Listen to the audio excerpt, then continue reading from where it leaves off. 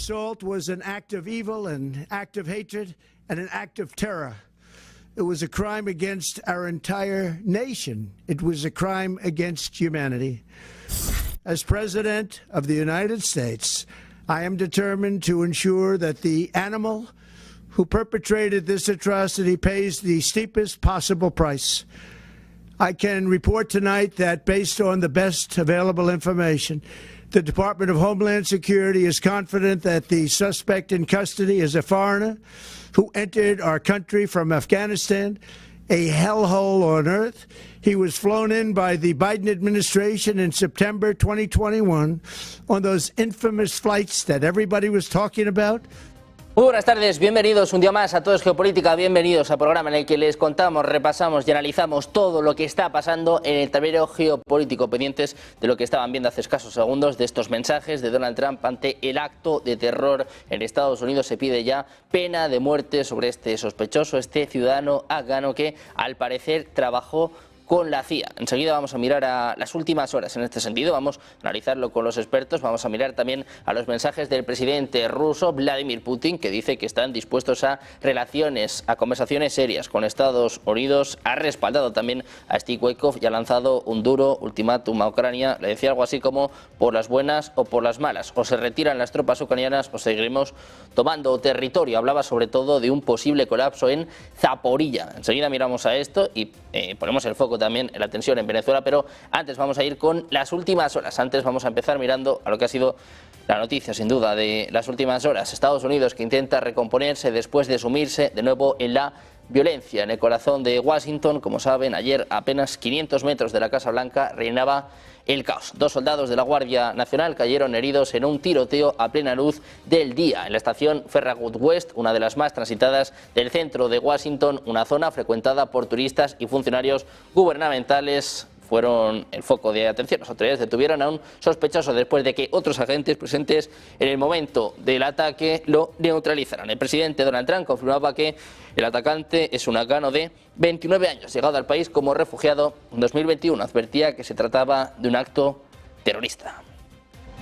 Mientras tanto, el presidente ruso Vladimir Putin ha reiterado este jueves la disposición de Moscú a mantener la diplomacia con Estados Unidos y discutir seriamente el plan de Washington para poner fin a este conflicto. Señalaba que cada punto de la propuesta de Estados Unidos debe ser discutido y que Yuri Usakov está en contacto con funcionarios de Estados Unidos. En referencia al plan de paz, el presidente ruso declaraba a la prensa que no existían borradores de tratados. Dice que se propusieron un conjunto de preguntas y una formulación final, enfatizando la necesidad de traducir el documento a lenguaje diplomático, pero reiterando que puede sentar las bases de un futuro acuerdo de paz. A la espera de que Witkoff visite Moscú la próxima semana, este era el mensaje de Vladimir Putin.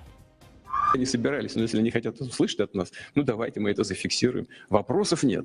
Просто там есть люди, мне кажется, они не в себе немножко, когда публично или жулики какие-то, что-то они за это хотят получить, публично своему населению, своим гражданам говорят, что вот Y todo esto en un día en el que Venezuela ha revocado la concesión a las aerolíneas Iberia, TAP, Avianca, LATAM, Turkish y Gol para operar en el país. Acusaba a las empresas de sumarse a las acciones de terrorismo de Estado promovido por Estados Unidos y cancelar sus vuelos unilateralmente hacia y desde Venezuela. La decisión se produce después de que el gobierno diera un plazo de 48 horas que vencía este miércoles al mediodía a las compañías aéreas que suspendieron sus itinerarios para que retomaran sus operaciones en Venezuela. Las españolas Iberia y Air Europa interrumpieron los viajes al país el pasado martes después de que la Administración Federal de Aviación alertara sobre una situación potencialmente peligrosa en la región donde Estados Unidos ha concentrado efectivos militares por orden de Donald Trump.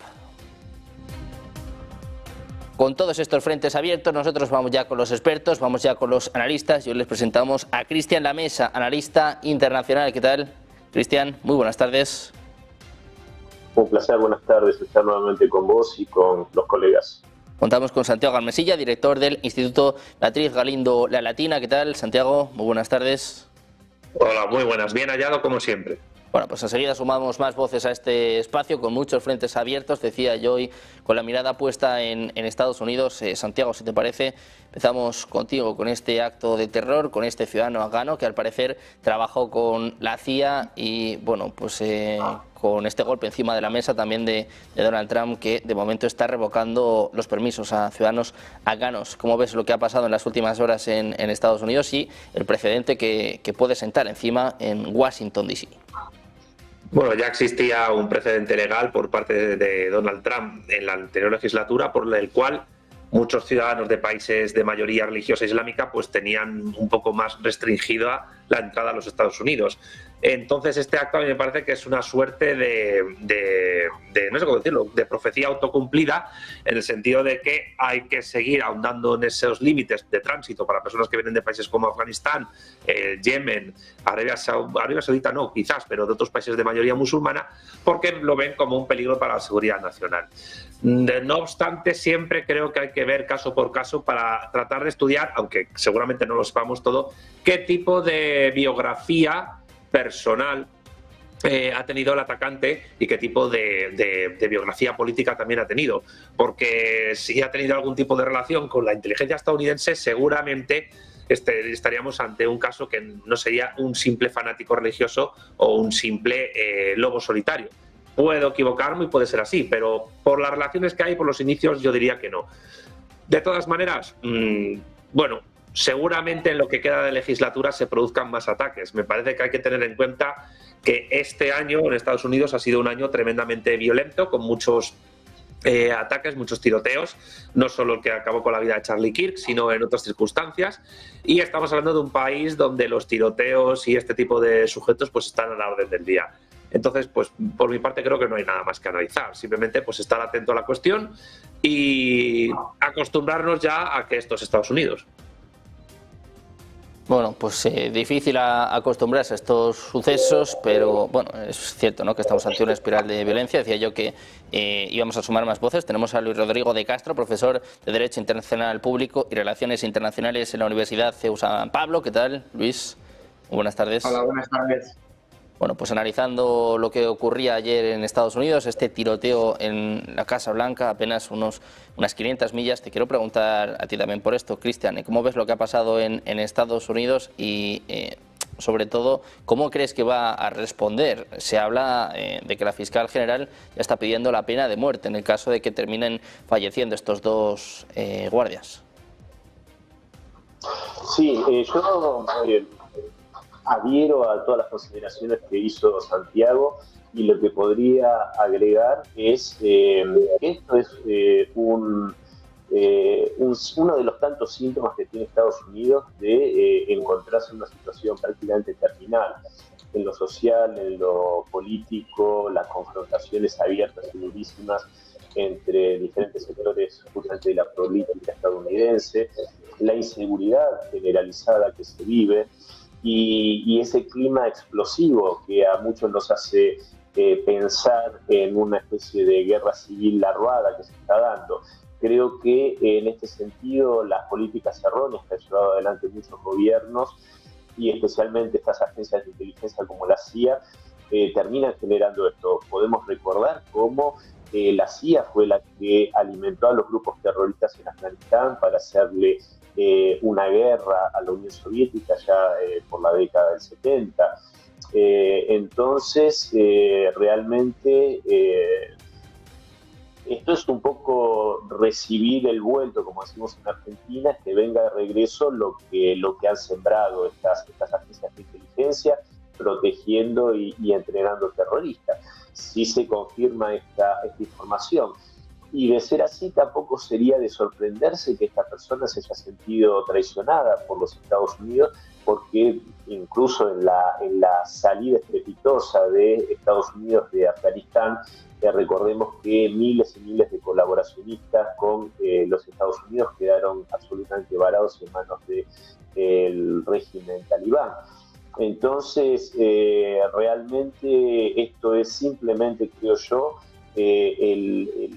lo que se va dando naturalmente en una sociedad que, como lo he dicho muchas veces, en esta segunda legislatura Donald Trump creo que le tocó un país muy complicado, y bueno, seguramente estas medidas extremas como una sentencia, una pena capital para este personaje, intente ser algo que disuada futuros ataques, lo veo un poco complicado.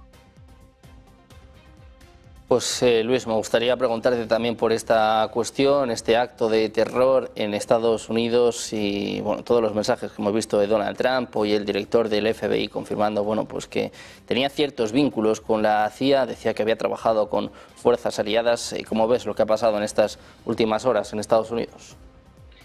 Pues yo lo veo un poco como una muestra de la gran polarización, no solo ideológica, también social, que se está incrementando en Estados Unidos en este primer año de segunda administración Trump. No es solo durante esta administración, es algo que hemos ido viendo desde hace una década. También con la presidencia de Biden vimos un país ideológicamente escorado hacia un extremo y hacia otro, ¿no? No estamos ya en esos tiempos en los que la política se construía en torno al centro y que se veía, por ejemplo, en el diálogo, en el Congreso, en el Senado, en el que bueno, pues los representantes de las principales fuerzas o los líderes, junto con el presidente, pues tenían una relación cordial, vamos a dejarlo ahí, porque luego pues también entramos en las cuestiones personales, pero esta escalada de los últimos, hablamos de la escalada en Ucrania, pero también hay una escalada ideológica en Estados Unidos, no solo en Estados Unidos, pero para el caso pues nos vale, que vamos viendo que el MAGA está generando una reacción contraria y esto se retroalimenta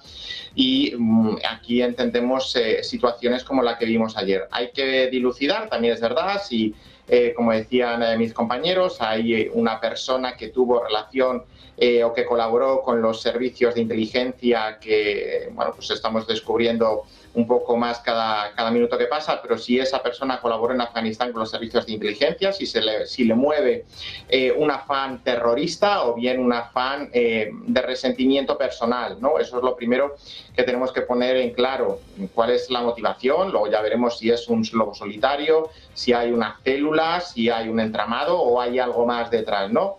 Pero vamos a partir de la base de que ha sido un ataque contra personal de las fuerzas de seguridad de Estados Unidos, justo en un lugar emblemático que es la Casa Blanca, y evidentemente eso no deja de ser baladí. Ahí hay una simbolicidad, un deseo de, bueno, pues de aparecer como alguien en los medios que atenta contra la fuente máxima del poder en Estados Unidos, que en este caso pues es el presidente. Yo creo que más allá de los debates en torno a la integración o los debates en torno a la inmigración vinculada a la seguridad, en este caso eso debe quedar un poco aparcado y hay primero, como digo, que ver qué movió a esa persona a realizar ese acto. Si es una cuestión de vendetta, de revancha personal, pues da lo mismo que tenga un origen afgano o que tenga un origen de Florida. Eso sería una cuestión secundaria. Si vamos y descubrimos que la motivación tiene más que ver con otro tipo de cuestiones, como la que, por ejemplo,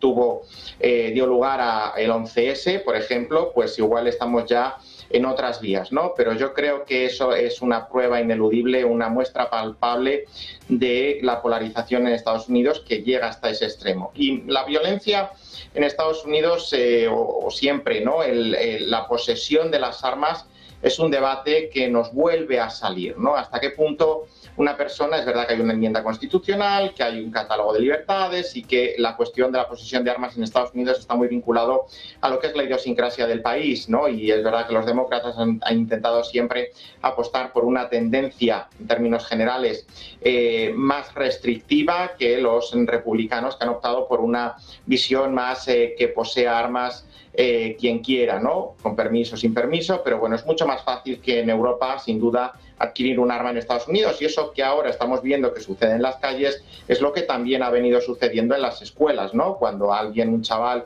movido también por ese resentimiento personal, porque era objeto de bullying, pues cogía el rifle o la pistola que tenía su familia en la casa y entraba en el colegio disparando, pues bueno, eso junto a esa necesidad de esclarecer cuál era la motivación, de la mano nos trae a colación esta otra cuestión, la posesión o la libre posesión de armas en Estados Unidos y el fácil acceso con la que se puede conseguir uno de estos instrumentos. Bueno, pues un momento, un clima de mucha tensión el que se está viviendo en Estados Unidos y un día que viene marcado también por el discurso del presidente ruso. Ya hemos escuchado por fin a Vladimir Putin después de varios días en los que se ha hablado mucho de este plan de paz estadounidense, de estos 28 puntos, que luego se ha quedado en 19, de las conversaciones filtradas ayer sobre Steve Witkoff. Ha ido hablando sobre esto punto por punto el presidente ruso. Santiago, quiero saber qué te ha parecido este discurso de Vladimir Putin, que dice, bueno, pues que en parte están de acuerdo con el plan de Estados Unidos, pero ha cargado contra Europa y ha venido a decir que puede firmar algún acuerdo, pero que no va a ser con Zelensky. Dice que hay un problema legal para firmar con Ucrania. Bueno, lo típico, cada parte implicada en este acuerdo va a presionar para negociar, para que otras cedan en base a sus intereses y posiciones.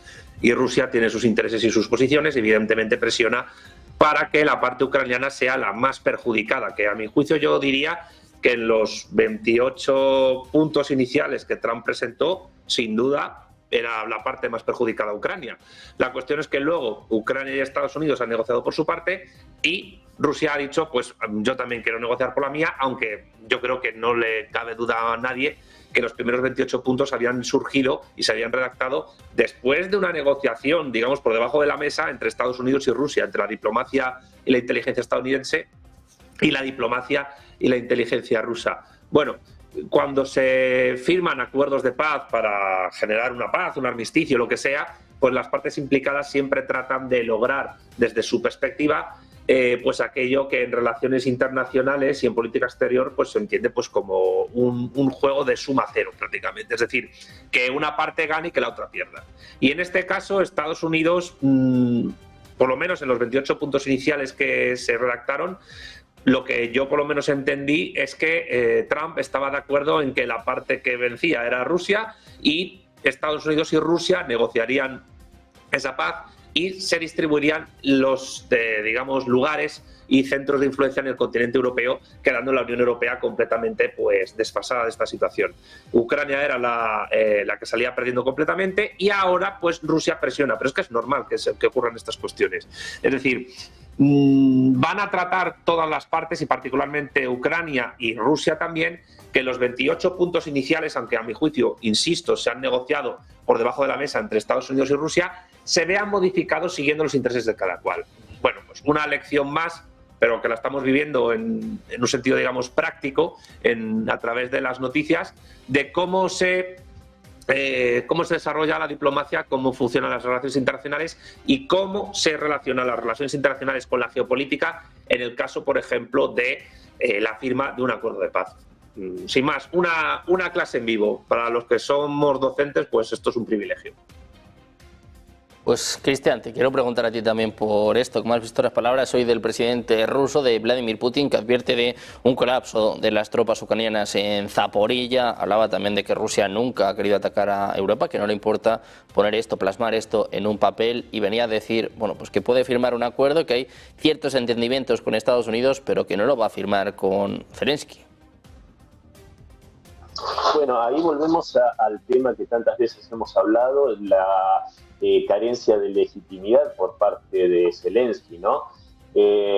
Porque de hecho no está previsto en la Constitución ucraniana que se prolongue el mandato una vez vencido, sino que el presidente de la Rada Suprema teóricamente es el que tiene que hacerse cargo del Ejecutivo en caso de que no se puedan llamar elecciones por la ley marcial.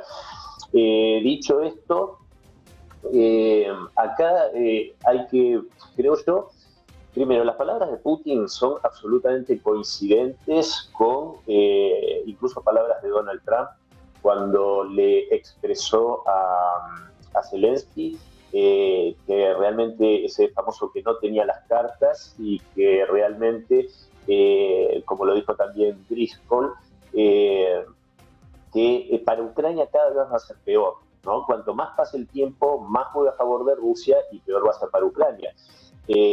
Trump también dijo que, bueno, los territorios que no conquistó todavía Rusia y que se otorgaban a la Federación a través de estos 28 puntos, de todos modos, tarde o temprano los iba a tomar Rusia si esto seguía. Entonces, realmente todos parecen tener una mirada realista, menos los europeos y Zelensky. Y yo creo que es bastante interesante pensar quién ha tomado la posta, ¿no?, en este diálogo con Ucrania, que es justamente Dan Driscoll, este militar, este secretario del Ejército de Estados Unidos, que es un muy cercano amigo de Vance, y sabemos la opinión que tiene Vance respecto a esta guerra, respecto a la relación entre Rusia y los Estados Unidos.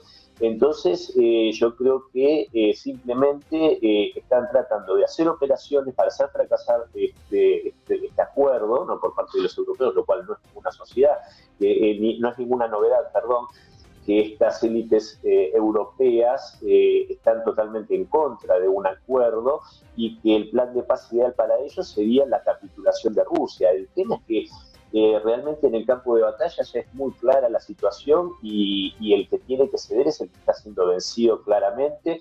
Driscoll también dijo en estas últimas horas que no solo la superioridad de Rusia, sino que estaba fabricando misiles a un ritmo muchísimo mayor al que está utilizando estos misiles, con lo cual esto tenían que tenerlo en cuenta los europeos también, ¿no?, a la hora de este juego.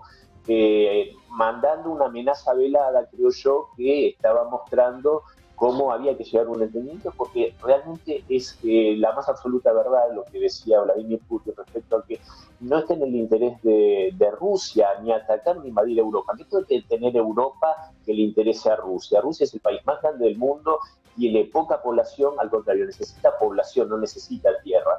Y Europa realmente no tiene nada interesante para Rusia, salvo estos lobbies y estas ideologías extrañas que prosperan en el viejo continente.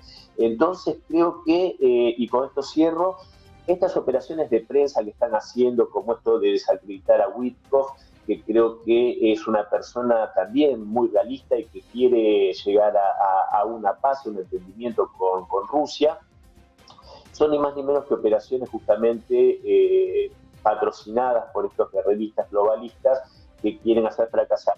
Y un acuerdo mejor para Ucrania podría haber sido viable, de hecho estuvo sobre la mesa en abril de 2022 en Estambul, y fue Ucrania y fueron los europeos los que lo desestimaron. Entonces, bueno, realmente después de cientos de miles de muertos, yo creo que, y con la realidad en el campo de batalla que estamos viendo, Ucrania no puede tener fantasías, ni Europa tampoco, de una paz que beneficie a Kiev. Me parece que eso no solo es una fantasía, sino que es una locura. Pues Luis, me gustaría preguntarte a ti también por esto, estas negociaciones, este proceso de paz que sigue avanzando. La semana que viene se espera a Witkoff en Moscú y, bueno, pues mientras tanto el presidente ruso también, traía a colación cuáles son los argumentos, cuál es la posición de Rusia. ¿Crees que estamos más cerca de una paz? Pues depende un poco de la voluntad política, no solo de la ucraniana, sobre todo de lo que Estados Unidos quiera imponerle a Ucrania, porque estamos viendo que dos países, es decir, el agresor y un tercer estado, que algunas veces se conchaba con Rusia o se conchaba más con Ucrania, según el jefe del estado, como tenga el día, están intentando negociar una paz e imponérsela a la parte agredida, ¿no? Esto, si no ponemos las etiquetas, nos suena sumamente raro, ¿no? O nos suena casi rocambolesco, pero es la realidad. Estados Unidos está negociando en nombre de Ucrania algo con Rusia sin que Ucrania haya dado formalmente ese ok, ¿no? Es verdad que luego Ucrania dirá lo que pueda o lo que le dejen decir, pero me da la sensación, la sensación es que es lo que estamos viendo, que es una no negociación, es una concreción de una serie de puntos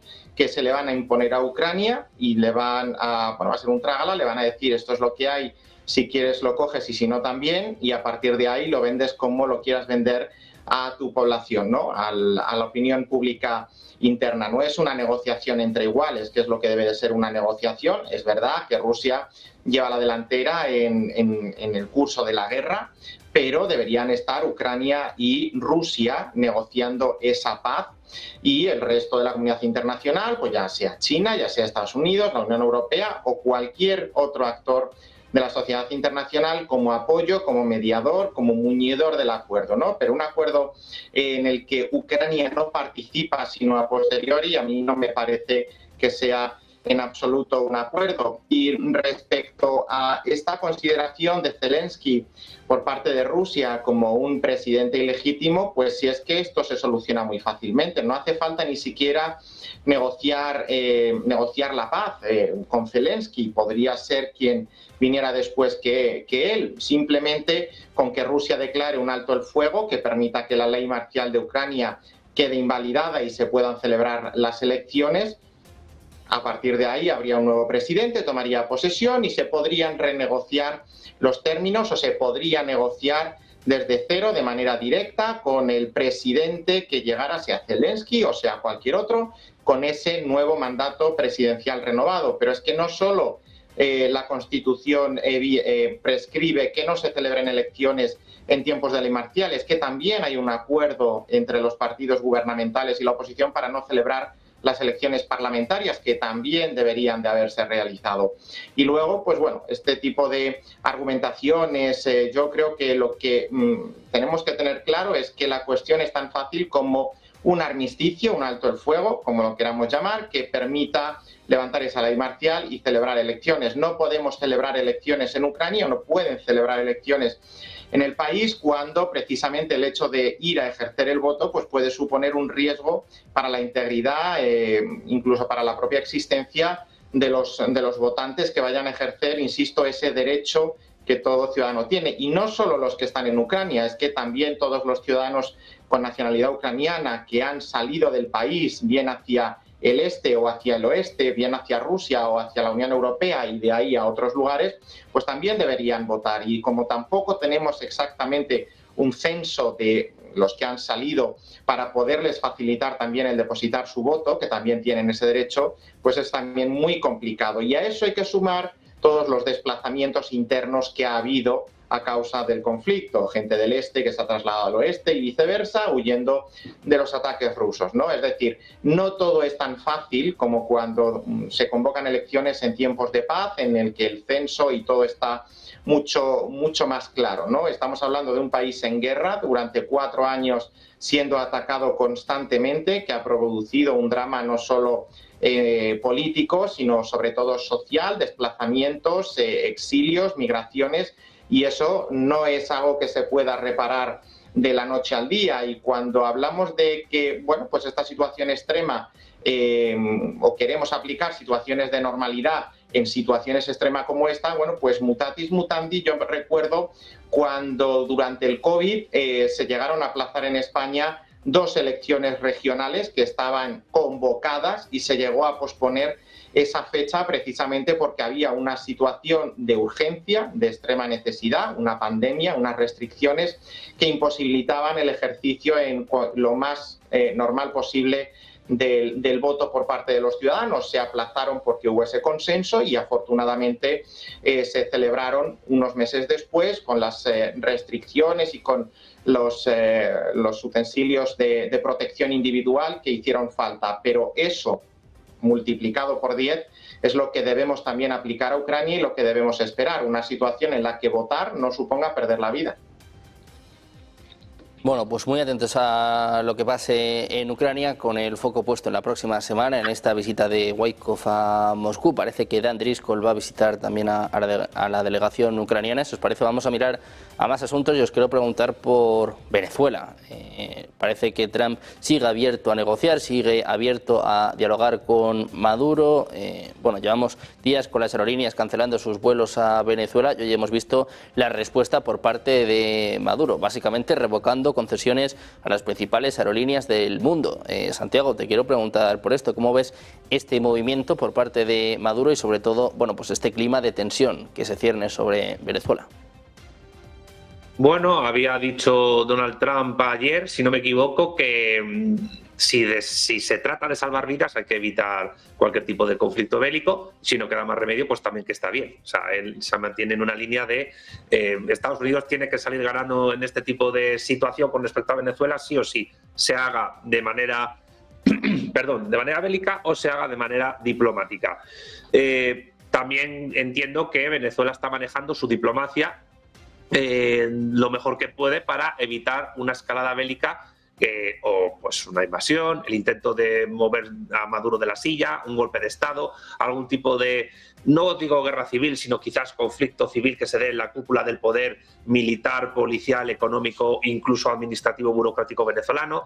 Todo está por ver, porque lo que sí es cierto es que desde hace un tiempo cualquier tipo de desarrollo político normal en Venezuela está estancado por esta situación.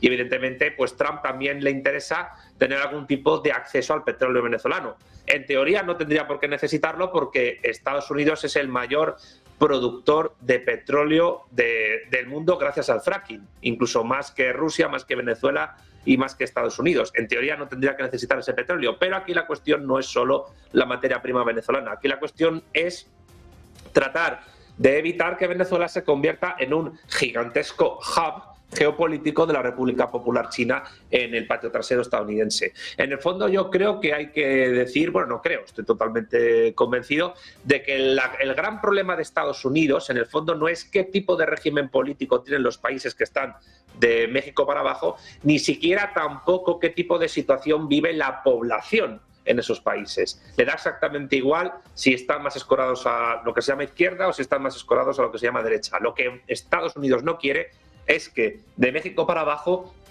la inmensa mayoría de países se conviertan en un centro de operaciones de la política económica, comercial, tecnocientífica y geopolítica de la República Popular China, que, digámoslo sin ambajes, es el gran enemigo geopolítico de Estados Unidos, muchísimo más que Rusia, muchísimo más que el mundo islámico, que no está unido y por tanto no supone ningún peligro, y por supuesto muchísimo más que la Unión Europea. Ya le cuesta a Estados Unidos reorientar a un Brasil que está en los BRICS y que por lo tanto tiene una muy buena relación con China, sí o sí, incluso con Jair Bolsonaro ya tenía esa buena relación y se mantenía la política exterior brasilera de cara a los BRICS y hacia el lusotropicalismo, que no me salía, independientemente de quien gobernase, porque el Centro de Relaciones Exteriores de Brasil, el Itamaraty, funciona pues como una máquina de vapor a toda leche y le da exactamente igual quien gobierne.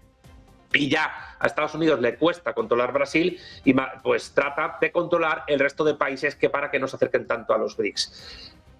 ¿Qué podría conseguir Estados Unidos de cara a que en Venezuela se calme la situación siempre y cuando que Nicolás Maduro no ceda a unos acuerdos mayores con China? Porque Maduro ya tiene unos acuerdos con Rusia en materia bélica, en materia de exportación, en materia de intercambio de inteligencia, pero parece ser que por un montón de cuestiones para Estados Unidos, para los Estados Unidos que gobierna Donald Trump, Rusia no supone tanto problema en Venezuela como si lo podría ser China. Y esto tiene que ver, entre otras cosas, porque la Rusia actual, aunque ha ganado desde Putin un gran poder geopolítico, no es ni de lejos la Unión Soviética de antaño. Y sin embargo, la nueva Unión Soviética, e incluso yo diría más, una Unión Soviética al cuadrado es la República Popular China. Así que en el fondo esto es lo que yo siempre digo en este espacio televisivo y en muchos otros. Y termino. Estamos, lo recuerdo siempre, en una Segunda Guerra Fría. Y en esa Segunda Guerra Fría hay dos bandos. Dos bandos que ideológicamente, pues uno de ellos no expande tanto sus ideas como el bando perdedor de la primera, que fue el bando liderado por la Unión Soviética, pero que sí le interesa tener lugares a ese bando liderado por la República Popular China, países que sean económica y jurídicamente estables, con los cuales negociar, con los cuales comerciar, en los cuales asentar inversiones y a través de los cuales crecer en mercados internacionales, porque eso es lo que le interesa a China. Pero eso perjudica ¿a qué? A los lazos comerciales, mercantiles, geoeconómicos, geopolíticos y diplomáticos, y por qué no decirlo, y cada vez más socioculturales, que Estados Unidos ha logrado establecer durante décadas, prácticamente incluso antes de la Segunda Guerra Mundial.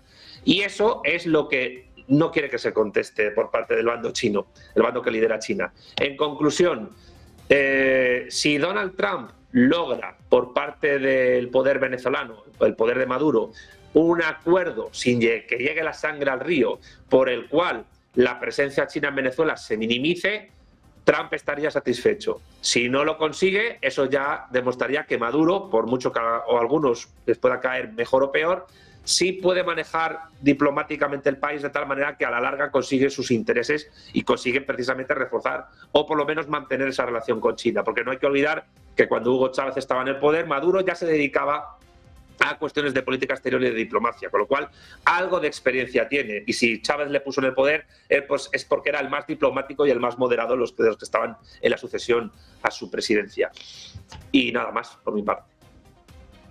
Pues Cristian, quiero saber también qué piensas, qué opinas tú de esta tensión en Venezuela, este lío que hemos vivido en las últimas horas, en los últimos días con las aerolíneas, y un Trump que dice pues que está dispuesto a hablar con Maduro, que está dispuesto a salvar vidas, pero decía también algo parecido a lo que decía hoy Putin, decía por las buenas o por las malas, o hablamos y solucionamos esto o tendremos que atacar.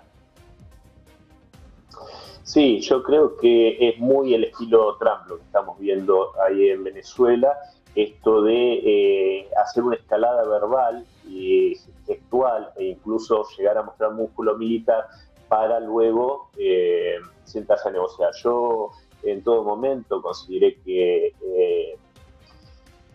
concretamente no iba a pasar nada. Me refiero a un ataque abierto de los Estados Unidos contra Venezuela, lo descarto absolutamente. Y sí que esto obviamente que tiene características también de una especie de guerra psicológica, guerra informativa. Acá hay también muchas operaciones de prensa, hay que tomar con muchas pinzas lo que dicen algunos medios, diría la mayoría de los grandes medios, son pocos en los que se dice la verdad, como en este que estamos hoy invitados. Pero Axios, Político, realmente hacen operaciones que ya son descaradas. Hace pocos días hablaban de un plan de Cuba para matar a Maduro si se iba del poder, y que Maduro, bueno, yo en pocos días voy a estar allá en Venezuela y puedo comentarles cómo veo el clima social, pero yo no lo veo a Maduro con ganas de irse del poder. Pero bueno, todas estas operaciones yo creo que conducen a tratar de incentivar que haya algún movimiento interno, que surja, ¿no? una oposición que pueda generar un golpe de Estado o un cambio de gobierno. Yo creo que está más dirigido a eso, a que provoque una situación interna, más no creo que vaya a hacer algo concretamente en los Estados Unidos. Digo, no es algo que le sirva ni le interese a Donald Trump en este momento, aparte de que recordar que Venezuela tiene dos aliados muy importantes, que son China y Rusia, y no van a permitir que suceda algo en ese sentido. Así que creo que apunta más a la desestabilización. Y esto paradójicamente está fortaleciendo a Maduro. Maduro le está generando más cohesión interna, está generando una revitalización de ese patriotismo, ¿no? De esa, hasta incluso grupos opositores que no quieren que vaya a los Estados Unidos a imponer lo que se le dé la gana. Entonces es una situación medio extraña. Y hay algo que pasó hace pocas horas que me parece muy interesante traerlo a colación, porque somos varios los colegas que sostenemos que Donald Trump entiende el mundo multipolar que ya está instalado y que lo que hace es tratar de definir su zona de influencia, ¿no? Creo que en cierta medida, como marcaba muy claramente Santiago. Y ustedes recordarán el exabrupto, la estupidez absoluta que dijo la premier japonesa respecto a la situación en Taiwán, algo que realmente le reaviva todos los fantasmas y todos los demonios a los chinos que sufrieron cosas horrorosas de manos del Japón militarista en la Segunda Guerra Mundial. Y estas declaraciones de la premier japonesa, repito, que enojaron muchísimo a Beijing, y hace pocas horas Donald Trump le recomendó, le sugirió a esta mandataria japonesa que no se meta con el tema de Taiwán, que se mantenga prudente en ese aspecto. Yo no creo que ella hubiese dicho lo que dijo sin la anuencia de Donald Trump, esto claramente, y a unos días de este diálogo telefónico entre Trump y Xi Jinping, que haga estas declaraciones abiertamente, yo creo que es un poco un guiño a China de decirle, mira, nosotros no nos metemos en tu área de influencia, estamos solucionando el tema, o intentándolo por lo menos de Ucrania, la zona de influencia de Rusia, y esta es la nuestra. Yo no lo veo como algo descabellado. Me parece que este gesto de Trump, y aparte recordemos que de las situaciones de escalada muy fuerte que había en la época de Biden, el pico tal vez con la visita de Nancy Pelosi a la isla China, yo creo que cambió absolutamente el panorama, el discurso y todo respecto de Trump y la relación con China, más allá de este encontronazo que mantiene, porque son competidores claramente, aunque también complementarios. Y para cerrar, muy breve, 10 segundos, quiero recordar respecto a lo que se dijo en la parte anterior, que en marzo del año pasado se hicieron elecciones en la Federación Rusa con una concurrencia fuertísima, sufriendo ataques por parte de Ucrania en los centros de votación, por ejemplo en Belgorod, que costó vidas, y también obviamente en las nuevas regiones de Rusia se votó. Entonces, esto para decir que, bueno, el ejercicio democrático cuando se quiere también se puede llevar adelante. Bueno, pues muy pendientes de lo que pase en Venezuela, con el foco puesto en Ucrania y mirando, bueno, pues este terror en Estados Unidos a la espera, bueno, pues de más explicaciones por parte del FBI. Nosotros nos quedamos sin tiempo de más. Cristian, Luis, Santiago, un placer teneros a los tres por aquí. Muchísimas gracias. Muy buen día, muy buena tarde. Gracias. Un abrazo. Nosotros que hacemos una pequeña pausa, unos minutos, y enseguida miramos a Estados Unidos, seguimos con más analistas, con más información, enseguida más últimas horas en Negocios Televisión.